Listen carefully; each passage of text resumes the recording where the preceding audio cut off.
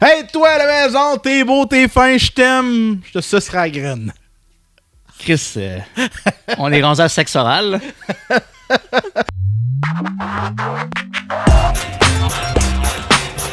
Bienvenue à Sexe Oral. Moi ça. Ben non, c'est pas vrai. Hey, bienvenue à Spin-moi ça, épisode 4. On vous rappelle qu'on est membre du groupe Folk Rap Petit Roi. Ben oui. Donc, la musique, l'écriture, la composition. Ça nous connaît. Ça nous connaît. Mais on n'avait pas assez de réaliser de la musique. Il fallait aussi réaliser un podcast. Donc, 4e épisode déjà. On a déjà beaucoup de plaisir à le faire. On a des idées. Honnêtement, on pourrait en faire 28 à soir. C'est vrai. Des épisodes avec tout ce qu'on aime puis qu'on découvre. On a déjà des idées pour les futurs épisodes. Mais là, on se concentre sur celui-là. Savais-tu ça que, by the way, fun fact, Ouais. Mano ont sorti un album dernièrement? Mais non. Ben oui. Fait que si jamais tu le savais pas, Mano, C'est vrai? Mano is back, motherfucker. Mais ça fait comme vraiment longtemps. Non. Non? Ils ont sorti plusieurs albums au fil du temps. Ah, moi, on dirait que je J'ai- suis comme resté figé avec la vallée de Donna. Là. Cet Ben, album-là, dans ma tête à moi, il n'y avait rien sorti par après. Non, ils en ont sorti plusieurs, en fait. Puis là, Ok. ils viennent d'en sortir un nouveau. On n'en parlera pas. Ça, c'est drôle, tu m'as bien eu. Puis toi, t'es déçu parce que peut-être, prochain épisode ou un autre, il nous parlera de Mano. Peut-être. Tu l'écouteras. Toi aussi, tu l'écouteras. Puis tu commenteras ce que t'en as pensé pour nous donner des idées pour le prochain épisode. Pas, moi, avec Mano, pour vrai. Mais moi, je trouve ça vraiment bon. L'autre fois, j'étais allé en friperie, Village des Valeurs, puis j'ai trouvé l'album de Mano. Ah oui, mais là, J'écoute ça dans mon semaine le soir avant c'est de me coucher. malade. Old school, mon gars. Ben Vintage. voilà. Je suis capable de quasiment tout théraper par cœur. Ouais? Ah ouais. Tu veux se faire un essai ou. Vas-y. Non, mais c'est toi qui le fais, pas moi. Je pensais que t'allais me dropper Quand une toune. quand tu dis je suis capable de toutes les rapper par cœur, c'est pas à moi de le faire, c'est à toi. Mais je pensais que t'allais me genre telle tune. Puis là, j'aurais fait une pupille noire entourée de blanc.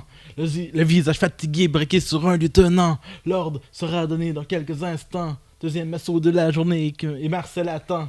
Mais c'est ça. Mais bref, là c'était la troisième. C'est beau, ça. Merci. Ça m'a touché ton interprétation. Merci. Sur 10, mettons, l'interprétation de 7, vous lui donnez combien? Mais là, la majorité des gens connaissent juste 2 tunes. Puis j'ai chanté une tune que personne connaît. Là. Fait que. Fait que c'est un 0. ça. Mais on va parler aujourd'hui, premier segment, Spin-moi ça, d'un album qui. Ben, d'un album. Toi, tu vas parler d'un album et moi, le concept, c'est que chacun, on apporte un vinyle Oui. qui nous a touchés, qui nous a touchés, qui nous a marqué, qui nous a fait du bien. Puis je pense que tu pourrais commencer avec cette phrase-là parce que tu as un album qui fait du bien. Je Oui. crois qui est doux. Oui, en fait, puis j'ai une histoire avec ce vinyle. Hop là, désolé si j'ai fait boum boum sur les micros. J'ai amené aujourd'hui un album qui s'appelle Pays. C'est Philémon Simon, en fait, qui a sorti cet album-là. Il y a quand même quelques années, là, c'est pas récent, ça doit être tourné autour de comme 2018 environ. Là. Puis fun facts, si je me trompe pas, c'est ton premier vinyle? C'est mon premier vinyle. En gros, on est allé passer des vacances à Charlevoix pour passer un mois là-bas. Et on va dans une petite épicerie un moment donné, puis il y a le vinyle qui est là, puis qui vendent dans le parce qu'il vient de Charlevoix, là, by the way. Puis là, ça me trotte dans la tête. Puis on y va quand même souvent dans cette épicerie-là pendant notre séjour. À un moment donné, je fais, j'ai pas de table tournante, j'ai absolument rien, mais je suis comme, fine. Ok, fait que tu as eu le vinyle avant même d'avoir le setup pour l'écouter. Avant là. d'avoir la table tournante. Fait que grosso modo, ça a été le premier vinyle qui a parti ma collection au bout du compte. Là. Fait que 600 vinyles plus tard. 600 vinyles plus tard. Et Philémon, en gros, je le connaissais avant ça. C'est un artiste, pour donner un peu de contexte, c'est un artiste québécois qui roule sa bosse depuis longtemps. Il a participé, si je me trompe pas, à Cégep en spectacle, etc., back in the days. Et en fait, sa première grande apparition publique, c'est son premier album qui s'appelle Les Sessions cubaines. Où est-ce qu'il est allé passer un moment à Cuba, puis qu'il a loué un studio avec des musiciens cubains, puis qu'il a enregistré là-bas, Wow. etc. C'est cool comme concept. Vraiment hot. Et l'album, finalement, Audiogramme l'a embarqué pour publier l'album. Il est signé à Audiogramme récemment ou Non, depuis non, il a longtemps? été signé pour ses 3 premiers albums. Okay. Et actuellement, Philémon est un peu dans une vendetta contre l'industrie du disque, Okay. sur les droits d'auteur, sur en fait la reconnaissance des artistes, etc. Fait qu'il est un peu en guerre. Non, c'est peut-être fort, Okay. là, Est-ce mais que c'est une auto-réalisation, celle-là? je suis pas mal sûr que oui. Je veux pas dire n'importe quoi, mais Philémon, corrige-moi si je me trompe, mais je pense que oui. Puis il est revenu quand même vraiment plus indépendant. Est-ce que c'est lui qui compose entièrement? Oui. La musique, les textes et C'est tout? lui qui compose sa musique, etc. Sur cet album-là, je veux pas non plus dire n'importe quoi parce que j'ai pas approfondi mes recherches, mais je pense aussi qu'il est inspiré de certains textes, etc. Mais c'est vraiment un album qui est un hommage à la région de Charlevoix.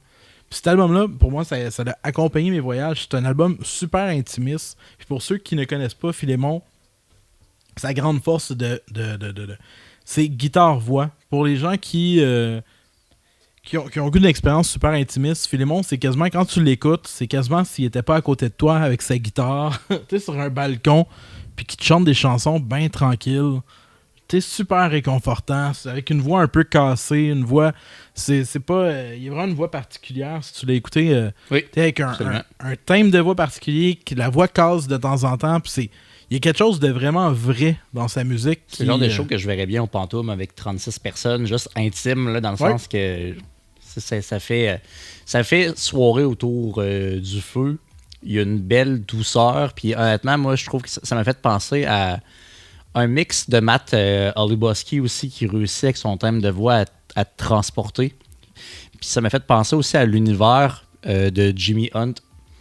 Je pense que c'est deux bonnes références, puis je dis pas que ça sonne comme ça, pas du tout, mais reste que c'est dans le même genre de lexique, je crois, puis c'est vrai que ça fait du bien, ça coule bien. Genre d'album qui s'écoute bien avec un headset le soir. Absolument. Couché, c'est avant de s'endormir, puis tu te laisses juste porter, bercer par sa voix puis la guitare. Fait que c'est dans le style album voix-guitare. C'est vraiment excellent pour les gens qui, mettons, veulent avoir peut-être un référent un peu plus facile à s'imaginer. Le dernier album de Jean Leloup, qui est tout seul avec sa guitare, L'étrange pays. L'étrange pays, et ressemble un peu à ce que Philémon peut faire, ou ce que tu sens vraiment en fait que ça a été enregistré avec un petit 4-track, setup simple, guitare, voix, des arrangements minimalistes, mais super efficaces, etc. Pour vrai, moi, ça a été un gros coup de cœur, cet album-là. C'est des chansons où la prose est mise de l'avant, donc c'est un bon parolier, c'est quelqu'un qui écrit bien, c'est quelqu'un qui a un sens aussi de la mélodie, donc c'est vraiment un super bel album. Ça m'a fait renouer avec Philémon parce que moi j'ai tripé sur son premier, j'ai beaucoup aimé son deuxième, mais à un certain moment j'avais comme un peu décroché, puis je sais pas si c'est lien avec la maison de disques ou peu importe, je trouvais qu'on perdait ce que moi j'aimais, qui était le côté super intimiste de cet artiste-là. Puis quand je suis tombé sur le pays, j'avais l'impression de revenir vraiment à son premier album où je vis quelque chose en écoutant. Puis j'ai vraiment trippé. L'expérience. Ouais. Fait que, 2019, je pense, cet album-là, dans ce coin-là. C'est dans ces eaux-là, à peu près. Fait que vraiment, gros. Je voulais l'amener surtout parce que je voulais lancer un petit shout-out à Philémon, si jamais tu nous écoutes. Salut. J'ai eu la chance de voir quelques fois en spectacle. C'est vraiment encore là. Moi, ça a été ça un peu l'expérience. Les deux fois, c'est des petites salles super intimiste, vraiment pis il est là, il est présent, il dégage de quoi sur scène, pis c'est vraiment le fun. Fait que si vous aimez vraiment ce type de musicien-là, de poète maudit, parce qu'il y a un petit côté comme ça, là, allez le voir. Les textes sont colorés, sont vraiment le fun, ils font sourire, le choix des mots, c'est bien balancé, puis honnêtement, non, c'est un album qui fait du bien, un feel-good, un happy mood un peu. Puis je trouve que ça fait... Ah, tu vois, je voyais pas Happy Mood. Happy Mood, moi, en fait... Il y a une nostalgie et une mélancolie dans ces chansons. Happy Mood, c'est peut-être pas le bon terme, mais reste que t'es couché, t'es détendu, avec un petit sourire en coin, dans le sens que c'est dans l'utilisation des mots puis dans les arrangements, c'est ça? Ouais, je comprends. C'est plus le feel-good que l'happy mood, mettons. Mais oui, effectivement que... C'est pas Superman de Goldfinger. Non, vraiment pas. On n'en est pas là. On n'est pas dans du Mika non plus. Là. On n'est vraiment pas là. Mais on te salue, Philémon. Good job. Puis ça serait cool de le revoir à Québec ça bientôt. serait vraiment hot. Il a sorti, en fait, pour ceux qui s'en intéressent, il a sorti 2 albums dernièrement où est-ce qu'il reprend des compositions de quand il avait 13, 14, 15 ans, 17 ans. Donc des vieilles chansons qu'il a refaites avec un enregistreur 4 tracks. Fait qu'encore une fois, une production super minimaliste où ce qu'il revisite. Fait que toutes ces chansons, c'est écrit, mettons, je me souviens plus des titres, là, mais on va dire Dormir, puis là, entre parenthèses, c'est l'âge à lequel il a composé la musique. Fait que ça vaut la peine, en fait, aller découvrir Philémon. C'est un gros coup de cœur artistique pour moi, de façon générale, qui m'a inspiré aussi dans certains projets que j'ai eus. Fait que voilà, Pays, Philémon Simon, allez écouter ça, c'est bon. Vous serez pas déçus. Ben non. Vous allez être bercé par beaucoup de douceur. Non, moi, je vous emmène dans autre chose que de la douceur. Je vous emmène dans de la mélancolie. Je vous emmène un peu dans l'antre du mal-être existentiel. Puis, c'est pas négatif en soi. Des fois, c'est de reconnecter avec son fort intérieur. J'ai choisi de vous présenter À l'ombre d'Éméra, Saison de déception, qui est un album que je trouve impeccable dans la réalisation. C'est un album qui est sorti l'année passée, 3e album en carrière pour À l'ombre d'Éméra, qui cumule déjà vraiment plusieurs années. Mais celui-là, je trouve, je vous encourage à aller écouter les précédents aussi, mais celui-là, je trouve qu'il est au summum de leur art, parce que les gars vont aller autant dans du deep, un peu comme style black metal, ambiant, atmosphérique, dépressif, à la Miserere Luminis, à la gris.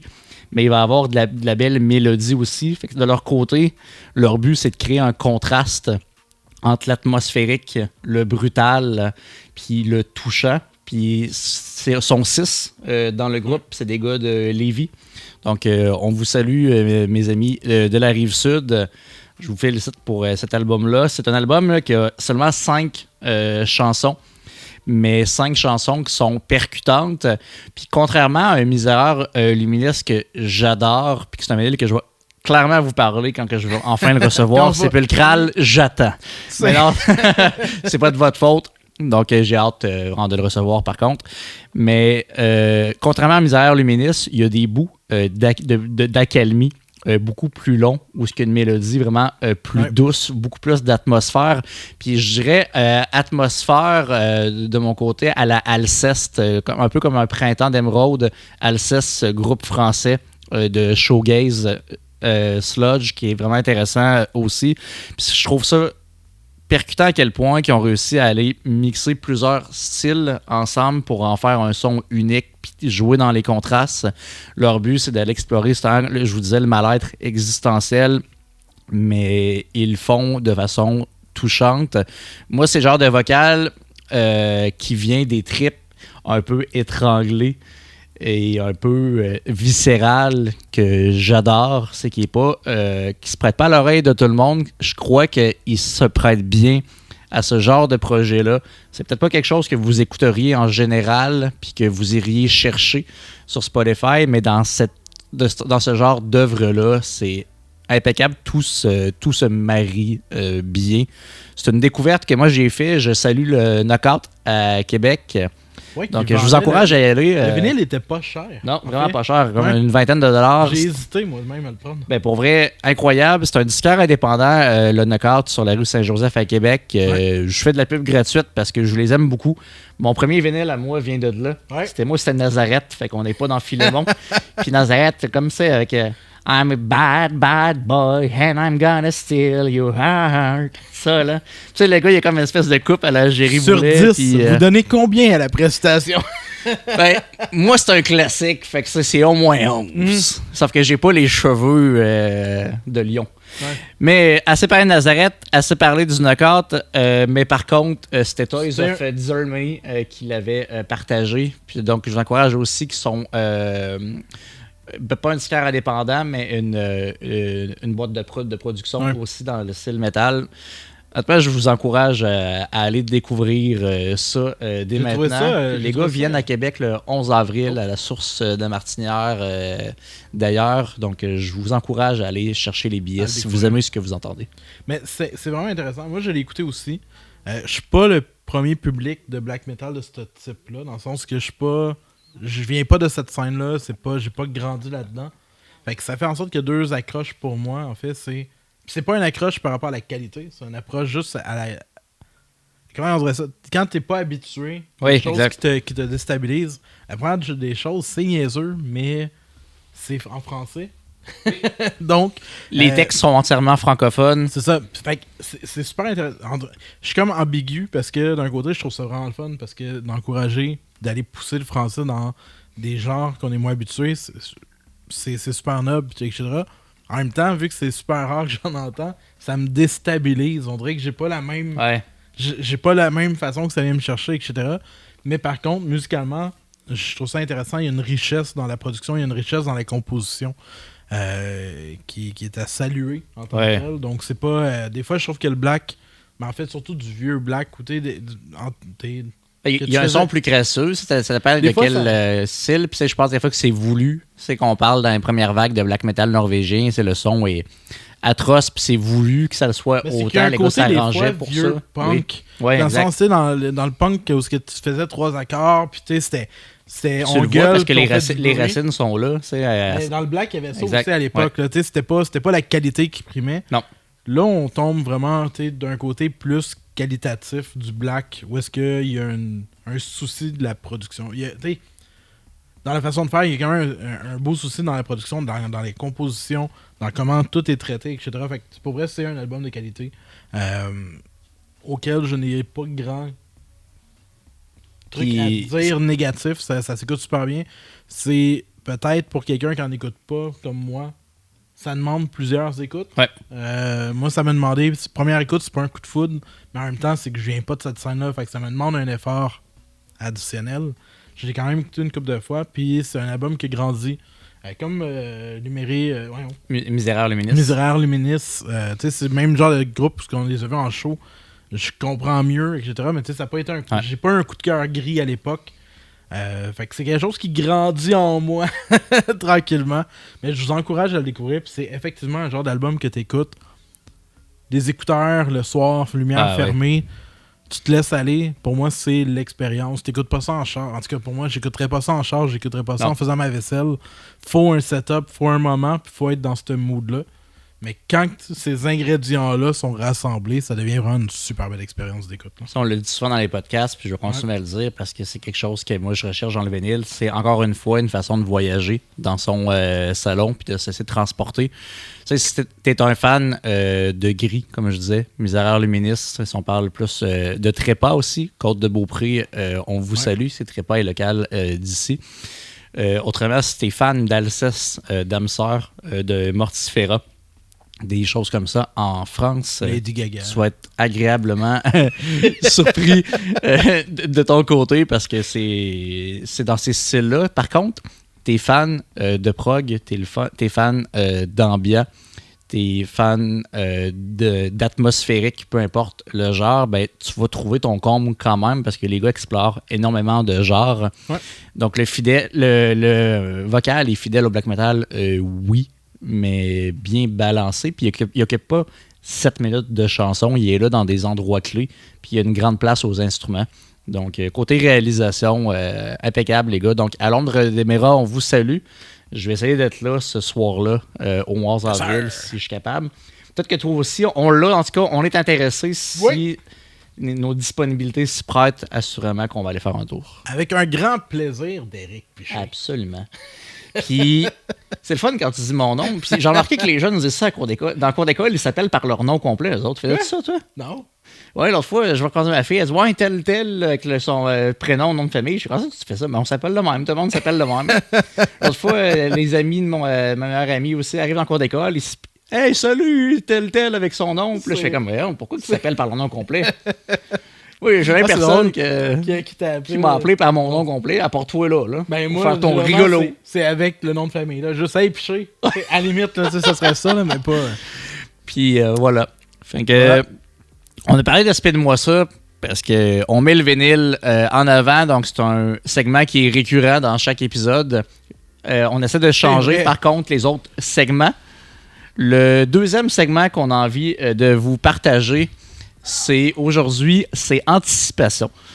Anticipation, je crois qu'on l'a pas fait encore. On a fait coup de cœur, on a fait réaction à chaud, on a fait aussi nostalgie. Anticipation, pour vous mettre en contexte, ça va être des choses qu'on anticipe.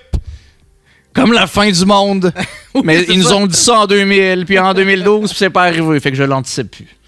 Mais par contre, c'est des choses, soit des spectacles qu'on a hâte, des sorties, des chansons ou des albums. Donc, si tu as hâte, mettons, d'aller au Mexique, c'est cool, mais on n'en parlera pas parce qu'on va continuer à parler de musique. Puis toi, t'es un grand fan Moi, de Ghost. moi, je suis un grand fan de Ghost. Fait que tu nous parler de Ghost ou tu vas faire comme avec Mano, tu vas faire moi j'aime Ghost, mais je vous en parle pas. Non, Ghost que j'aime d'amour. Ghost qui est un groupe qui a grandi en moi. Ghost qui était pas un groupe que j'aimais tant que ça quand à la première écoute que j'en ai faite. Il a grandi en toi, ça fait vraiment alien. Hein? C'est comme Ghost, il va juste sortir. Il va avoir juste. Comment il s'appelle Tobias Oui, qui va te sortir. il va sortir de mon chest. Malade, mais Ghost, en fait, c'est du. Je dirais quasiment du glam rock. Ben, ça a une sonorité glam rock années 80, mais avec une réalisation production actuelle. Actuelle, en fait, c'est un groupe. Je dirais que c'est quasiment un groupe de théâtre musical, dans le sens que, pour ceux qui connaissent pas Ghost, c'est une formation qui est composée, en fait, principalement d'un dude qui s'appelle Tobias Forge, qui, en fait, s'entoure de musiciens dont on ne connaît pas les... On sait pas c'est qui, en fait, donc c'est les Faceless Ghouls ou quelque chose comme ça là, qui les appellent. Fait qu'en gros, à chaque tournée, les spectacles, c'est tout le temps des musiciens qui l'accompagnent, qu'on connaît pas, mais grosso modo, c'est lui la tête d'emblème qui est costumé en pape. De mémoire, son nom c'est Pape Emeritus. Ouais. Et à chaque album, son personnage évolue, l'ancien meurt, il y a un nouveau, etc. Ils ont sorti un film concept avec leur show. Donc c'est vraiment en fait un groupe qui scénarise énormément leur musique, scénarise énormément en fait. Donc ce qui génère en fait un auditoire culte. Donc quand tu t'en vas les voir en show, t'as du monde qui se déguise, etc. Fait que t'as vraiment en fait un... Tu les as vus, hein, je pense, au centre Vidéotron. Je les ai vus au centre Vidéotron il y a un an ou deux. L'expérience visuelle était comment? Elle est vraiment super. En fait, c'est en show, ça a été un gros coup de cœur. Et en fait, c'est ça. Puis pour... dernier album qui est sorti officiellement, ça faisait quand même quelques années avec Impera, si je me trompe pas. Qui était vraiment bon. Ils ont sorti un EP que j'ai moins accroché, qui était comme des covers en fait de vieilles tunes de Iron Maiden, etc. Et là, ils reviennent officiellement avec un nouvel album et ils ont sorti un premier extrait qui s'appelle Satanized. Et en fait, c'est fidèle à du Ghost. Donc, on tombe toujours dans des sujets un peu clergés, religieux, etc. Avec une certaine forme de théâtralité. Un petit côté. Théâtralité. Ben ouais, dans sa voix, dans sa prestance, etc. Sur une musique, encore une fois, glam rock, etc. Mais extrêmement bien produite. Super bien produite. Le son est toujours impeccable. Tu as le goût de craquer le volume dans ton char. Vraiment. Puis ça pète, puis c'est le fun, puis c'est entraînant. Puis honnêtement, moi j'ai appris à aimer Ghost. Pas que j'aimais pas, je pense que je connaissais pas. Mm-hmm. En fait, je pense que c'est facile tomber dans l'univers de Ghost puis s'y prêter. Parce que je pense que n'importe quel album est une bonne porte d'entrée, à mon avis. Je ne sais pas lequel album, mais je pense que c'est facile à aimer. T'es pas dépaysé d'un album à l'autre. On reste dans un registre qui est quand même semblable, mais la qualité est là. Puis t'as le glam rock, oui, mais moins, j'ai envie de dire, catchy. Puis stéréotype, puis un côté plus actuel, où il y a son son à lui, son vocal est intéressant. Puis je pense que le côté théâtre, c'est le genre de truc, c'est regarder les clips, aller les voir en show. Oui. Parce que l'art visuel est quelque chose d'important pour Tobias, puis ça paraît. Oui. Ben, c'est ce qui les distingue concrètement du reste de la scène, etc. Puis bref, le single annonce pour vrai un retour en force pour moi, pour le groupe. J'ai tripé sur Impera, j'ai tripé sur les albums d'avance. Donc c'est vraiment, en fait, pour moi, c'est la continuité de leur évolution. Donc, on sent, en fait, la recette est là, on sent des petits essais. À chaque album, on sent tout le temps qu'ils essaient de pousser un petit peu à gauche et à droite sans forcément se dénaturer. C'est encore le cas, en fait, on retrouve tous nos repères, mais on réussit à gauche et à droite à acheter des petites variantes de voix, des essais, des petits trucs qui sont vraiment le fun. Fait qu'allez écouter le nouveau single. Pour ceux qui ne connaissent pas Ghost, comme Derek Pichet a mentionné. 2 fois, même. Mais allez voir. T'avais 2 fois dans ma vie, puis c'était pas dans cet épisode-là.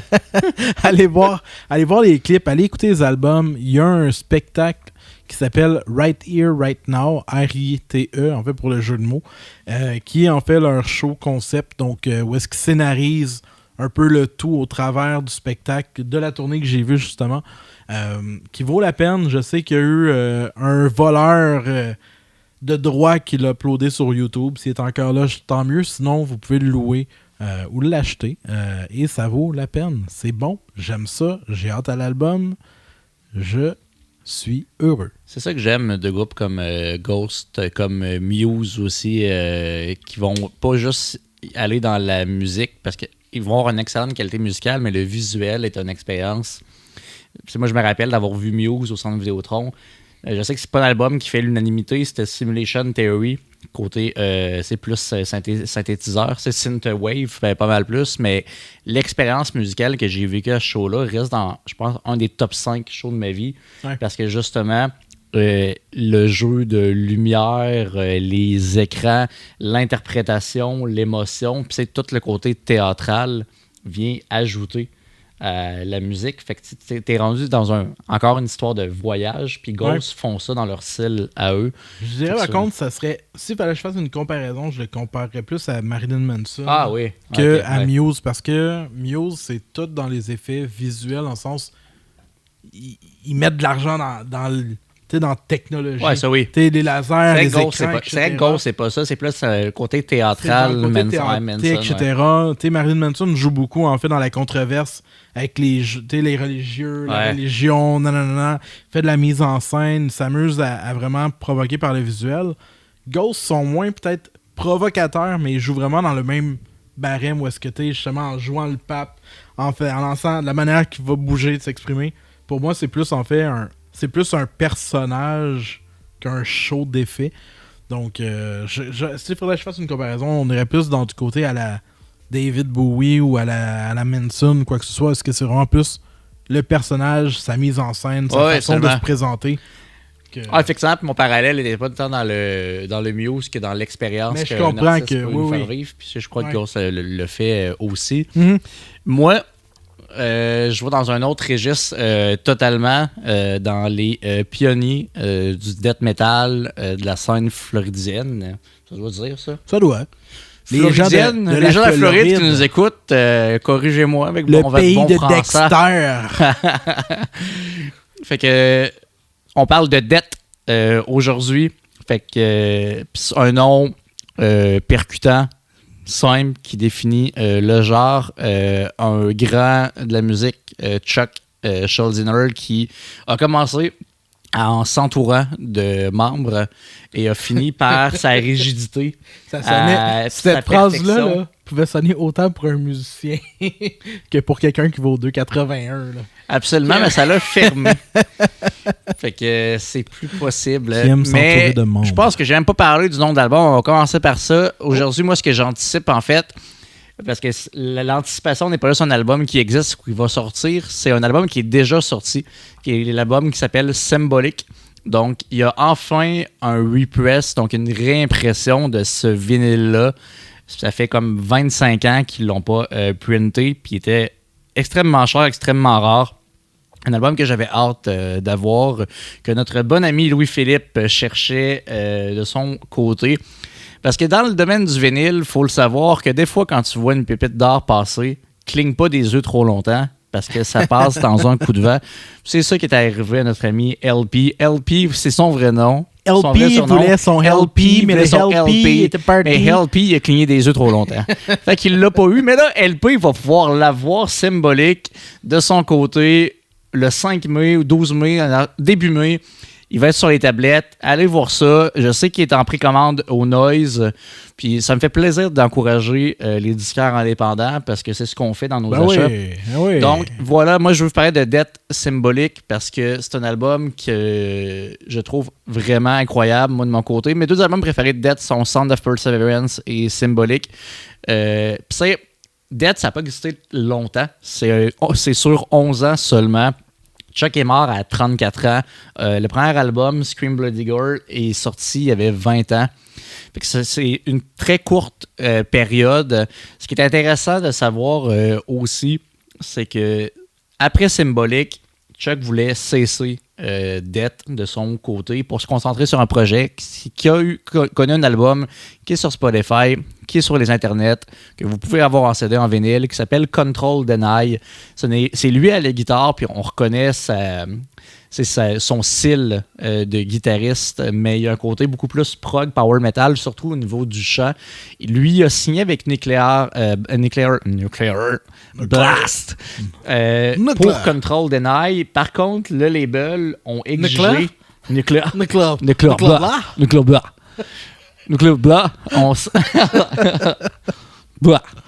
ont exigé que Chuck fasse un album de Death avant de faire l'album de Control Deny. Donc, l'album Son of Perseverance n'est pas le dernier album que Chuck a enregistré, c'est Control Deny, qui a été le dernier album. Fait que c'est juste un fun fact. Fait que allez l'écouter si vous êtes fan de la guitare de Chuck, parce que c'est un album qui vaut la peine aussi. De Fragile of Existence, je crois, un truc comme ça.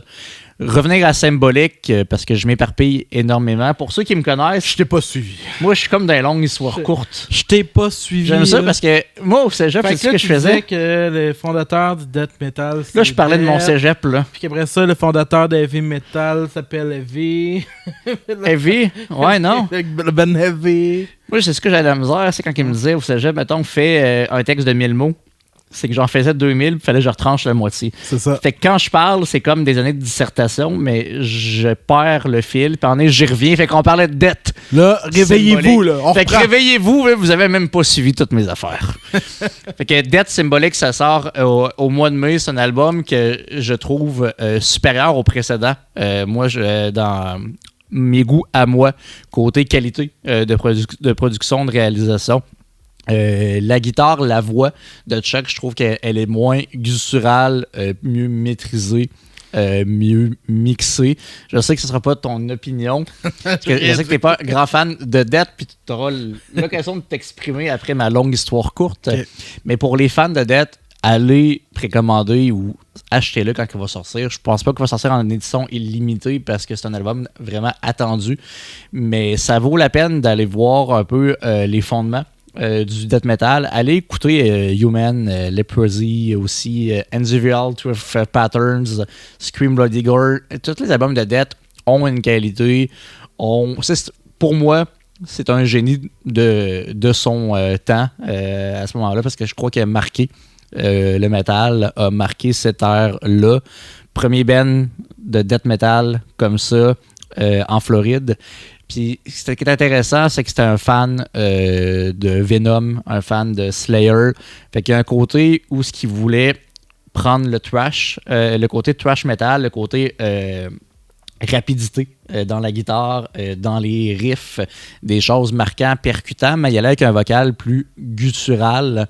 Donc ça a été un peu ça le début des démos de Death pour arriver à quelque chose de plus technique, de fil en aiguille, d'album en album, où ce qui travaille sa guitare, où ce qui travaille son vocal. Dans Symbolic, c'est un album qui s'écoute super bien, qui sonne vraiment la bombe. Donc j'ai vraiment hâte à ce repress-là pour aller écouter un album de qualité qui m'a bercé, moi, dans mon adolescence.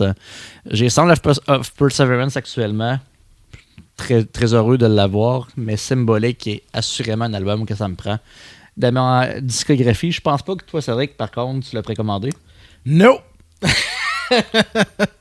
Non, il sonne mieux que les autres, mais même si je mets des bonbons sur ma marde, ça va goûter la marde. On va couper ton montage. C'est pas vrai. Non, mais j'aime pas ça, Death. Je suis pas un fan de Death. J'essaye d'aimer Death. J'arrive pas à aimer Death. Je comprends pourquoi les gens aiment Death. Ça devait être cool en 80. J'aime pas le vocal. Le vocal me rebute. J'ai essayé, encore une fois avec Symbolic, que j'avais pas écouté. J'ai essayé d'écouter leur dernier, que j'ai oublié, le Sound of Perseverance. Ouais. J'ai essayé d'écouter un plus vieux. Vient tout le temps au fait que, musicalement, j'accroche semi, puis quand le vocal embarque, je décroche totalement. Fait que même en descendant, tantôt, j'ai essayé de partir Symbolique, je suis parti à la première chanson, le vocal est parti. J'ai les poils qui m'ont relevé, comme si, genre, tu prenais une craie, tu frottes tes ongles sur un tableau, tu fais « Ouais, non, je vais pas rester là pendant 20 minutes. j'ai skippé. C'est sûr que le vocal prend énormément de place. Fait que je pense que t'aimes ou t'aimes pas, mais tu peux pas être indifférent au vocal de Death parce que c'est un vocal qui est particulier. Mais par contre, tu peux reconnaître que côté jeu de guitare, rythmique et tout, il y a une c'est correct, mais je suis pas leur public. Ouais. T'as nommé Venom, t'as nommé j'aime pas les années 80 pour le métal de façon générale. Slayer est un petit peu une exception à part, là, mais tout ce qui est même Metallica, les premiers albums, Venom, whatever, pour moi, c'est une époque que j'effacerai dans l'histoire de la musique. Mais je peux comprendre ton dédain pour le vocal, dans le sens que moi, le death metal technique, mon rapport en général, c'est que je trouve que c'est des musiciens qui sont super talentueux. Puis Death a amené un peu ce développement-là par la suite pour en arriver avec des groupes comme Nile, comme Origin, comme Virvum de Suisse, où que les gars vont vraiment mettre la technique puis des trucs hyper compliqués en avant-plan, puis ça, cette qualité-là, puis ce talent-là est indéniable. Quand le vocal embarque souvent, un vocal comme très neutre, guttural, qui me perd totalement. Puis ça, je comprends ton point, parce que c'est souvent ça. Puis il y a Virvum qu'on parlait tantôt en préparant les trucs, que j'adore aussi, côté instrumental. Maudit que le vocal me dérange. Je trouve que il apporte rien. Quand il embarque, ça gâche le reste. On dirait que, je sais pas, il y a cette neutralité-là qui m'écoeure. Ouais. Puis c'est correct. Peut-être que c'est propre au style, puis que je suis pas le public cible, puis j'enlève rien. C'est correct. Mais je me dis, je serais tellement intrigué à savoir si ça serait un autre vocal, ça serait comment. C'est un peu comme Control Deny. On s'entend que les riffs de Git se ressemblent beaucoup. Tu vois la signature de Chuck, mais le vocal est quand même venu plus te chercher là-dedans. Parce que le vocal à la prog power metal. Je pense que c'est juste pas de quoi qui me plaît de façon générale.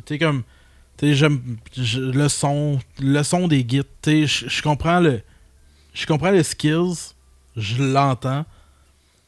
Je comprends l'influence qu'ils ont eu. Je prenais Vanilla Ice à amener le rap chez les Blancs. Mais si j'ai goût d'écouter du rap, je vais pas écouter Vanilla Ice. Parce que je comprends l'importance qu'ils ont joué, mais si je file pour écouter de quoi dans ce genre-là, c'est pas Death que je vais écouter. Non, effectivement, que c'est pas accessible pour... Mon exemple avec Vanilla Ice, c'est boiteux. En même temps, je comprends, parce que des fois, on fait comme ça, c'est tel groupe, c'est des pionniers, c'est grâce à eux, il y a eu ça peut-être, les premières vagues. Ça veut pas dire forcément que tu vas trouver ça bon. Je suis reconnaissant envers Death pour tout le courant qu'il a emmené par après, puis la marque qu'il a laissée dans le métal. Mais je peux comprendre ceux qui aiment... C'est un peu comme Burzum. Mettons Burzum, je comprends l'influence qu'ils ont eu, puis je comprends en fait tout ce qu'ils ont influencé par la suite, dans le sens que tu as des groupes comme Dimmu ou Cradle ou quoi que ce soit qui sont apparus, qui sont, on veut pas, qui existent parce qu'il y a eu avant ça des groupes comme Burzum. Comme Mayhem, comme Burzum, comme mais sauf que Burzum, je trouve ça insupportable à écouter. Fait que je reconnais ce qu'ils ont apporté sur la scène. Nonobstant en fait leur histoire, mais je reconnais en fait l'influence qu'ils ont pu avoir. Mais si je fais à écouter du Black, j'écouterai pas du Burzum, comme probablement si j'ai goût d'écouter du Death. J'irai pas écouter du Death. Non, puis des fois, je pense que ça vient aussi dans les moments que ces groupes-là ont eu dans ta vie. Je pense que moi, Death, j'ai découvert un moment de ma vie que ça m'a fait du bien, que ça allait chercher quelque chose. Burzum, puis j'en parlerai pas nécessairement dans un podcast parce que ça peut créer polémique, puis c'est vraiment pas mon but. Oui, c'est pour ça que je dis nonobstant. Non plus. On parle juste de la puis on parle de la musique, on parle pas de l'individu, puis je veux vraiment pas embarquer là-dedans non plus. Mais je comprends, puis dans des moments de ta vie, des fois, ça t'a bercé pour X raisons. Puis des fois, il y a ce côté-là. Moi, je pense que Symbolic puis Sound of Perseverance ont été deux gros albums que j'ai écoutés dans mon adolescence. Je l'ai dit tantôt. Fait que là, de pouvoir le spin sur la table tournante. Ah oui. Très mais je l'ai dit tantôt. J'aime Mano. J'aime le premier album. Genre, ils ont rien apporté au rap, là, mais voulant dire comme... Ça en est une shot, c'est pas les meilleurs. C'est des chansons très souvent chantées dans la karaoké. Fait que tu sais, je veux dire, c'est pas comme si genre, je peux pas jouer l'élitiste, là. Mais reste que c'est ça. Ouais, non, j'accroche pas. Non, ça, t'aimes ou t'aimes pas, mais début mai, allez sur les tablettes, comme n'importe allez-y. quoi. Écoutez-en, faites-vous votre propre opinion. Il y a des gens comme Derek qui vont triper, il y a des gens comme moi qui vont pas triper. Au bout du compte, explorez la musique, puis arrêtez-vous pas non plus à ça. Mais allez en commentaire, puis dites-nous, êtes-vous fan de Death? C'est-tu quelque chose que vous aimez? Si oui, qu'est-ce que vous aimez? Essayez de me convaincre d'aimer ça. Puis si vous n'aimez pas ça, essayez pas de le convaincre. Là. Il aime ça. Fait que, si vous voulez le convaincre, envoyez-lui comme les albums sans vocal, mettons, juste instrumental pour qu'il l'écoute. Mais mettons, si vous m'envoyez, mettons, un album de Slayer, je serais plus content. Mais là, on va parler de quelque chose où ce qu'on va être content les deux. Je me souviens plus. Ben oui, tu t'en souviens. Là, c'est enfin l'album, enfin le segment réaction à chaud. À chaud, ah oui! Ben oui! Au début, on voulait parler, je vais quand même en parler parce que je trouve ça intéressant, le changement. Parce que je voulais pas avoir l'air de Ced qui nous parle de dette puis qui a l'air comme d'un monsieur fâché. Je suis fâché. T'es très fâché. Est-ce que je suis plus fâché que dette? Cédric, pour vrai, dans la vie, si vous le connaissez, c'est sûrement la personne la moins fâchée. En fait, j'ai jamais vu fâché. Si vous avez déjà vu Cédric fâché, écrivez-moi parce que je vous croirais pas. Fait que, écrivez pas. Ça existe pas. Fait que, on est vraiment pas fâché. On est très heureux, en fait, de vous parler de Hippocampe Fou. Oui. Que moi, j'ai découvert tout récemment, hier soir. T'es comme parti sur une prémisse puis tu l'as jamais abouti. Initialement, ce qu'on voulait faire, c'était parler du dernier album de Lady Gaga. C'est vrai, j'allais parler de ça. Ben oui, c'est ça, t'es comme parti d'une prémisse. Ma prémisse, tu vois à quel point, man, que moi... Moi, je suis là pour te ramener sur le droit chemin. C'est quand on dit ça, des on fois, voulait parler... On s'était dit on allait parler de Mayhem, le dernier album de Lady Gaga, parce qu'il sortait là, en fait. Donc, Mayhem... On parle encore de black metal? Ben oui, mais... ok, l'album Mayhem de Lady Gaga. Ben là aussi, articule quand tu parles. Puis finalement, Derek m'a écrit en me disant « J'aime pas ça. J'aime pas ça, le pop. J'ai vraiment pas trippé. » T'es beaucoup fâché. J'ai pas envie d'en parler. J'étais fâché. Fait qu'il dit à la place, on pourrait parler du dernier album d'Hippocampe Fou. Parce que Lady Gaga... Il faut que tu sois quand même fan de pop. Je pense que je suis pas le public cible... pour ça, c'est un album qui, j'ai l'impression, retourne dans l'air, Poker Face et tout. C'est un album que j'ai pas trouvé allez l'écouter. Je peux quand même vous le dire tout de suite. Pour ceux qui trippent Lady Gaga et qui ont aimé en fait les débuts dans le temps, Born This Way, etc. T'es sérieux, elle revient en fait dans ces eaux-là. Vraiment, moi je trouve ça vraiment intéressant. Oui, c'est de la pop bien faite. C'est elle qui écrit, c'est elle qui compose. C'est elle qui enregistre, etc. C'est des productions de qualité. L'album est vraiment excellent pour ceux qui aiment ce type de trucs-là. Elle a sorti des vidéoclips vraiment incroyables aussi sur Abracadabra, Disease, etc. Donc, c'est un retour aux sources vraiment intéressant pour ceux qui aiment ce type de musique-là, assurément. Puis je te le donne brièvement, là, si on en parle brièvement, pour pire, on aura une mini réaction à chaud puis une vraie réaction à chaud. Ouais. La mini réaction à chaud pour Lady Gaga, pour moi, c'est production incroyable, réalisation incroyable. C'est tous les albums de Lady Gaga se démarquent par cette qualité-là, je crois. Puis par le côté aussi théâtral puis artistique, il y a toujours une recherche hyper profonde. Puis c'est sa look tout le temps. Ouais. C'est sa look à l'oreille, sa look visuelle quand tu regardes les clips puis tout ce qui entoure l'album. Encore une fois, comme tu dis, retour aux sources. Moi, je suis fan de Lady Gaga, mais c'est comme dans A Star Is Born, dans Joanne, mettons. C'est un mot que oui, il va y avoir des chansons pop, mais beaucoup plus dosées, puis des chansons où je trouve qu'elle a un registre vocal qui est. Tu devrais écouter son album avec Tony Bennett. Oui, je devrais. Oui, puis il est le fun, ça là aussi. Je devrais parce que cette fille-là a une voix incroyable, une voix touchante, elle a un registre vocal impressionnant. She's the queen! She's the queen! Puis dans A Star Is Born, j'ai trouvé ça émouvant. Dans Joanne, il y a des chansons hyper percutantes aussi. Par contre, dans cet album-là, je pense que c'est un retour au pop. Puis ça prend...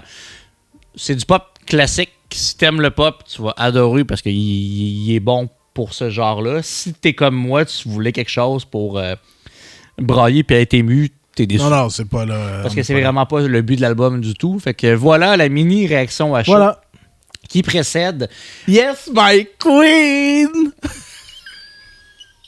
T'as-tu du texte? Non. Ah, ça aurait été hot.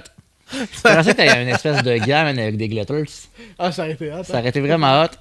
Puis que ça ait. Je suis pas capable de faire le mot. J'ai juste l'air d'un petit gros cassé. Tu lances comme un paquet genre de glitter. Ça aurait été hot. Là. She's my queen.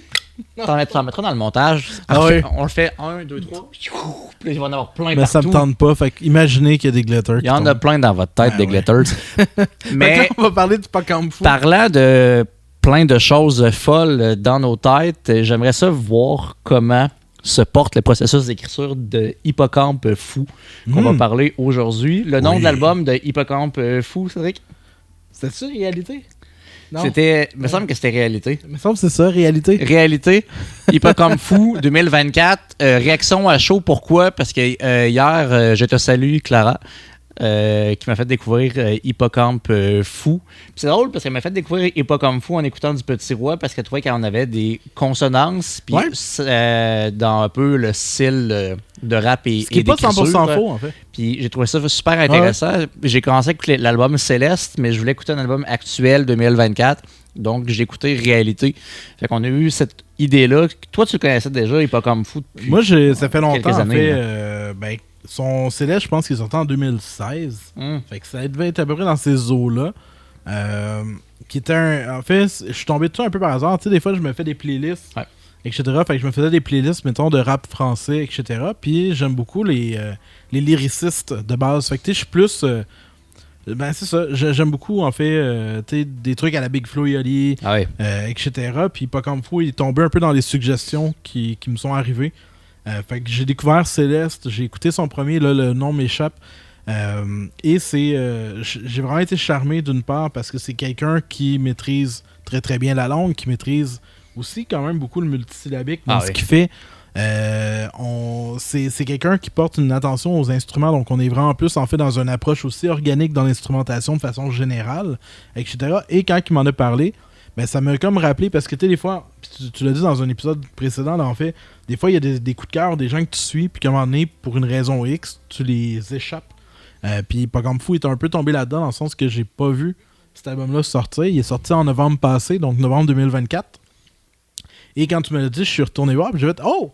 Il a sorti un album! » Puis c'est le fun parce que c'est une redécouverte agréable pour toi, une découverte carrément pour moi. Puis cet album-là m'a fasciné dans l'autodérision, à quel point que lui-même se porte au ridicule tout le long. Il s'atteint tout au long de l'album, carrément.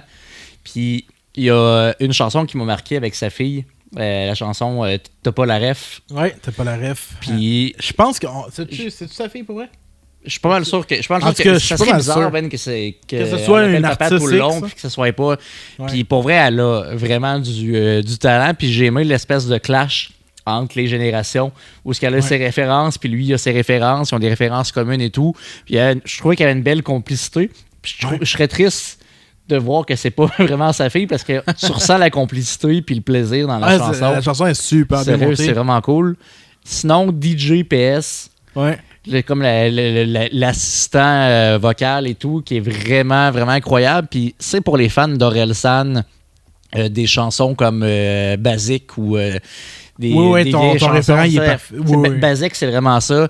C'est qu'une chanson qui est satirique, humoristique, crue. Avec un gros beat. Puis un gros beat. Ça rentre. Elle donne le goût, c'est de donner la tête, j'ai écouté l'album au gym tantôt, puis quand elle est embarquée, pour vrai, j'étais comme, elle colle solide, là, genre. Mais oui, j'étais agréablement surpris par l'album, honnêtement. Hyper varié. Ça, c'est la première des choses, c'est que l'album, tu peux pas juste écouter une tune et faire j'ai compris l'album, parce que t'as des chansons, un petit affaire plus classique, mettons, ou plus standard dans ce que Hippocampe fou fait, mais t'as des tunes justement comme DJ PS qui clash un petit peu plus, qui est plus électro, plus ça se retrouve dans quelques chansons. T'as des chansons vraiment plus relax, comme là j'ai oublié le nom, mais une qui est chantée par une fille au piano qui parle de sa mère, en fait, décédée, etc. Fait que tu sais, t'as vraiment une variété où t'as des chansons super sensibles, super intimistes, très très douces. Et t'as des chansons qui vont par moments me faire penser un petit peu à du trio. Dans la manière de parler, des fois il y a un thème de voix qui me rappelle celui de Christophe Mali. Puis dans les thématiques aussi qu'il va approcher, qui sont pas les thématiques en jeux sociaux de trio, mais peut-être les enjeux plus personnels qui sont beaucoup menés en fait, ou beaucoup discutés par Christophe Mali dans Trio. qui est arrivé. Il y a des moments où il te sort des flows du ouais. multisyllabique super bien découpé, super bien structuré. Pour des gens qui sont à Québec, qui peut me faire penser des fois à des flows à la Cogité, dans sa manière de délivrer, etc. Mais en tout et partout, du début à la fin de l'album, c'est vraiment un album qui livre en qualité de production, en qualité de composition. Les musiques sont super bien rodées. Ouais. Textuellement, tu vois qu'il prend le temps de travailler ses textes, de travailler son interprétation. En fait, tout est bien placé. Même la fille, sa fille, je guess, qui rappe. Puis même les voix, solide, parce que j'ai adoré, moi, justement, la joue. Il y a plusieurs belles voix féminines françaises que j'ai trouvé vraiment intéressantes. Puis sa voix à lui est envoûtante, il est articulé. Tu comprends extrêmement bien ce qu'il dit. Peu importe, désolé, la cadence qu'il va utiliser, c'est vraiment bien découpé, vraiment bien maîtrisé. Je trouve qu'il y a une maturité, justement, dans cet album-là aussi, où ce que...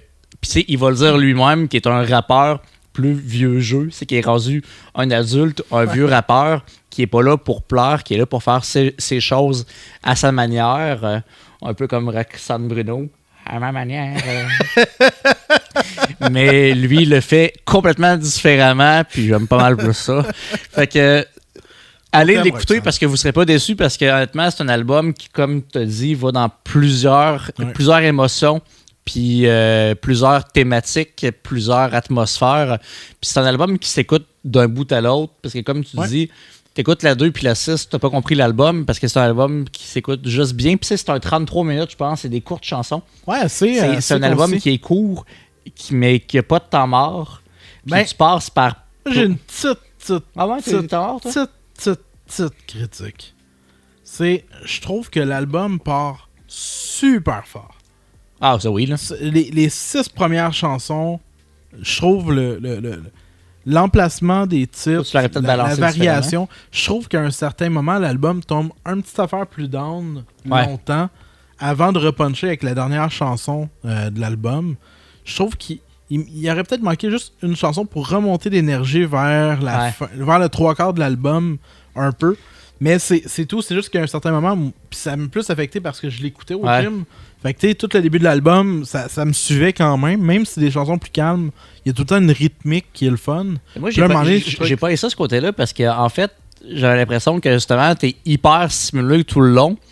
Puis mon comparatif va être boiteux, mais c'est un peu comme quand je fais une demi-heure d'elliptique, là. Puis après ça, tu as un 5 minutes de récupération, là, juste que ça devient comme plus mollo, puis c'est que tu respires, puis tu te laisses porter. Puis j'ai l'impression que l'album fait ça, c'est qu'il travaille, t'es hyper stimulé, puis vers la fin, c'est quand même, OK, je te mène ailleurs, on décante, puis on s'en va dans une atmosphère complètement différente. Fait que c'est pour ça que tu commences par la fin de l'album, t'es dépaysé, parce que le début est complètement ailleurs, mais c'est un album qui est... ça reste que c'est tellement léger comme critique. Là, pour vrai, l'album est parfait. Là. Ouais, je pense que c'est un sans faute. Si tu nous écoutes de la France, Hippocampe Fou, on te salue. Ouais, ça te tente de traverser et de venir par ici nous faire explorer ta musique, ça serait vraiment hot. Assurément qu'il y aurait un public pour ça. Donc, je vous encourage à aller découvrir, cet album-là, mais les albums précédents aussi, par La Plume, son intonation, sa maîtrise, son flow, tout en fait. C'est vraiment fait dans la minutie. Moi, c'est ce que j'adore. Nous, on a vraiment ce souci du détail-là dans les mots qu'on va choisir. Puis lui, le fait, mais de façon exemplaire. Puis on voit les années en arrière de la cravate, l'expérience, puis la qualité de la réalisation. Fait que je vous encourage à aller le découvrir. Comme je vous encourage à aller écouter Petit Roi de côté. Parce que là, au moment où on se parle, puis que l'épisode est sorti, il y a notre EP. Viser l'ami. Viser l'ami. Viser l'ami! Oh! Bang! Tu le pètes, man! Notre dernier EP, cassez-y et cheville. Non, c'est salut l'ami. Salut l'ami. Vous voyez que ça c'est ça. Choisissez le nom, là. Non, mais on a un EP qui est sorti. Ouais. Salut l'ami. 6 chansons enregistrées dans les derniers 3 ans. Des chansons qui sont effectivement plus introspectives, plus douces. C'est des chansons qui cadraient pas, en fait, sur l'album Évasion, qui se voulait plus estival, et qui ne cadrent pas non plus avec notre prochain album, qui s'en va vraiment dans une autre direction actuellement. Donc, on voulait quand même les sortir. Le prochain album, il va donner le goût de casser des jambes. Ah ouais! On se bat. Trame sonore de Rocky 9. Il arrive avec sa marchette puis il frappe à coups de canne. Mais non, pas en tout. Mais pour vrai, allez écouter ça. Ouais, puis éventuellement, on va avoir un autre petit album. Le fun, peut-être, mais qui serait... Incroyablement lumineux, funky, du renouveau. Je ne parle pas de cet album-là, moi. Ah non. Moi, je parle d'un album live. Ah oui? Oui. Ça serait hot, ça, hein? Ça serait malade, hein? Genre le dernier jeu qu'on a fait? À la Casa del Popolo. Pas un live à la Casa. Un live à la Casa del Popolo. On avait un public vraiment incroyable. On a eu du plaisir. Il y avait de l'improvisation dans nos interactions. C'était vraiment super le fun. Puis la qualité sonore, tu as réussi à en sortir quelque chose de super bien. Oui, puis merci à Thomas Simon Sadière qui a été aux commandes de l'enregistrement. Ouais. C'est grâce à lui, en fait, qu'on peut avoir cet album-là. Et donc, ça voilà, en fait, ça va... disponible. On va vous tenir au courant, mais allez l'écouter, l'album, parce que vous voyez l'énergie un peu qu'on a en show, les improvisations, interactions. Il y a du plaisir aussi, je pense que ça se ressent, puis c'est ce qu'on veut propager. On veut impliquer le public, on veut impliquer l'humour, puis juste du gros fun, sale. Puis on le sent là-dedans. Puis prochaine fois qu'on va venir à Montréal, peut-être que ça va vous donner le goût d'acheter vos billets, puis de faire partie des spectateurs. En attendant, continuez à écouter le podcast. Faites partie aussi des spectateurs du podcast. Allez l'écouter, que ce soit sur YouTube ou sur Spotify. Apple Music, Apple Podcast. Appelle-moi pas. Apple Podcast. Fait que sur tous ces jeux de mots-là et ma bouche qui s'enferme, je vous souhaite Spotify, une bonne soirée. YouTube. Mes amis, hola Seigneur, bye bye. Mais on va finir ça en parlant... Non. On parle de quoi encore? Je veux juste foutre un malaise. Oh, mais non, là, c'est un épisode qui ne finit jamais. C'est un épisode qui ne finira jamais. Fuck off, sayonara.